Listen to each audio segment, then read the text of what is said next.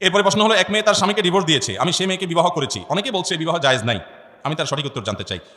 দেখুন, প্রথম কথা হলো, ডিভোর্সি মেয়ে বিয়ে করা বা স্বামী পরিত্যক্ত মেয়ে বিয়ে করা এটা তো শুধু জায়েজ না, ওই মেয়েকে উপকার করার উদ্দেশ্যে করলে তো সেটা সওয়াবও হতে পারে। কিন্তু কথা হলো যে ডিভোর্সটা শরীয়ত অনুযায়ী হয়েছে কিনা। কারণ কোনো নারী তিনি নিজের স্বামীকে তালাক দিতে পারেন না নরমালি, কিন্তু অর্পিত তালাক যদি দেওয়া থাকে, বাংলাদেশের প্রচলিত কাবিননামার 18 নম্বর কলামে যে লেখা আছে, যদি স্বামী তার স্ত্রীর প্রতি জুলুম করে, ভরণ পোষণ না দেয়, এটা করে সেটা করে, তাহলে সেক্ষেত্রে সে নিজের প্রতি নিজে তালাক গ্রহণ করিতে পারিবে। ওইটা যদি ফিল আপ করা থাকে, ওখানে যদি সই করা থাকে স্বামী স্ত্রীর, বিশেষ করে স্বামীর, তাহলে সেক্ষেত্রে অর্পিত তালাকের পাওয়ার স্বামীর উপরে স্ত্রী নিজের উপর নিজে প্রয়োগ করতে পারে, নিজের উপর নিজে প্রয়োগ করতে পারে। কোন স্ত্রী যদি বলে স্বামীকে, তোমাকে আমি তালাক দিলাম, কেমন পর্যন্ত বললো তালাক হবে না।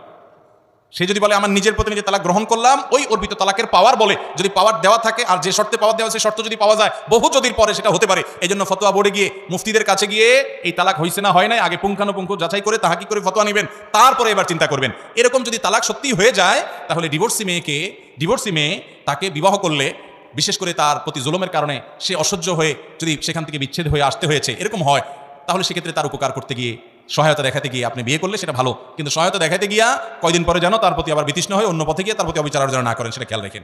অতএব এটা জায়েজ আছে।